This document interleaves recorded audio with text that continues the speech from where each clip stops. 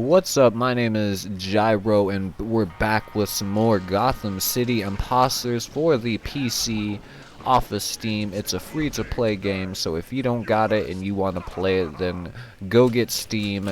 And if you don't have Steam, then download that shit. I mean, who doesn't have fucking Steam if you have a computer nowadays? I mean, even Mac users have Steam and have games. I don't know if this game is available to Mac users, but I know it is to PC.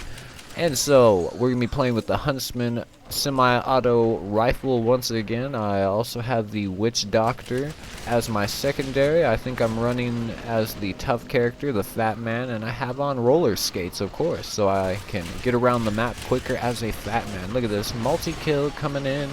I love it.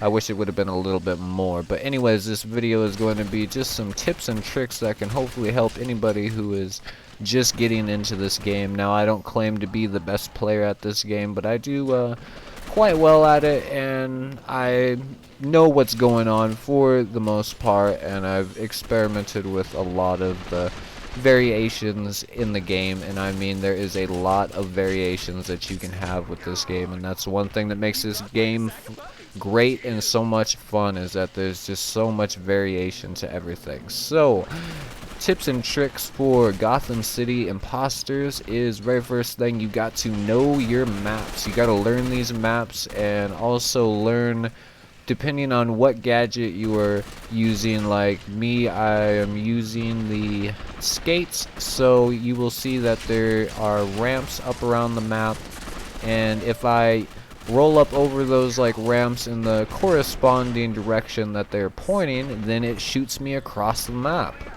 Now, there's also other gadgets like a grapple hook, and then also a glider wings, and those pretty much you can use with the air vents, and then also the trampolines to glide across the map in the sky. They also got like jetpacks and stuff. I mean, there's just so much variation in this game. It's pretty much like Team Fortress 2 with Batman and Jokers, except where there isn't as much customization of each of the weapons, or not like each of the weapons. I wouldn't say you can't create new like weapons pretty much like you can in Team Fortress 2. It's not that advanced, but there are a lot of like weapons, and then a lot of mods that can go on the weapons. So you got to know what your gadget is for what map you're like using, and some gadgets work better on certain maps than other gadgets do, because, you know,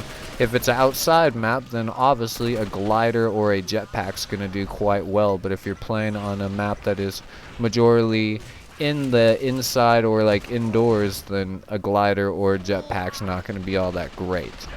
So you also gotta learn where all of the health kit areas are, which are marked on the map as a green heart. Mini maps up in the top left, and then the plus signs that are around, those are trampolines, which anybody can use. And then the ramps, I don't know what those are on the mini maps, to be honest. You guys can check it out and look, or just go play the game and check it out, you know. But okay, tip number 2 that I would like suggest is always get to a higher area if possible. The higher the better. If you get up on top of buildings or other high areas in the game, you will get a better view of the enemies coming along. Now, as you can notice, everything's really colorful, so it's not like you can hide and camp in the maps without people seeing you right there. So get to higher points of the map if you're playing like TDM or Bounty Hunter in the like game modes, and you will do a lot better. Also, just check out wherever your like teammates are, and if you usually stay with your teammates or by the health kit areas, then you'll usually live a lot more. Now, you need to use and choose your support item accordingly, and what that is I have the Jack-in-a-Box, which it is a explosive bomb that I throw on the ground, and then a like circle like comes up, and then if the like enemy comes into the like vicinity of that circle, it pops up and explodes, and most of the time it does a one-hit kill, and if not, you get multi-kills. What I like to do with it is put the trap in the boxes on the health kit areas, like right there. You saw me just throw it down, and I like to put it like right there, and then whenever people get shot, they run towards the health kit areas and then just explode because they're already damaged, and you know, you can't heal as fast as this thing's going to kill you, because I think it does like 100 plus damage even if you are the biggest character, which there are different characters that you can be, from a little tiny girl like character or dude to a big old fat big fucking shouldered like behemoth guy. So, and it is all dependent to the smaller the character, the faster that you will be, but the less health that you will have.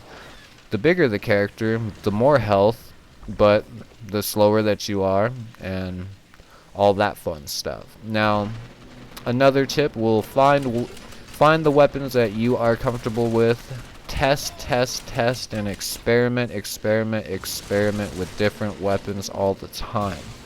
So I think pretty much commentary is coming to the end. We won this game. Ooh, 75 to 34. We gave them the business. If you guys enjoyed them, be sure to click that like button below. If you thought that these tips and tricks helped you out, then be sure to comment below and tell me. If you thought that they didn't, or if there's anything that I should add, then be sure to tell me below. We'll see you next time. Later.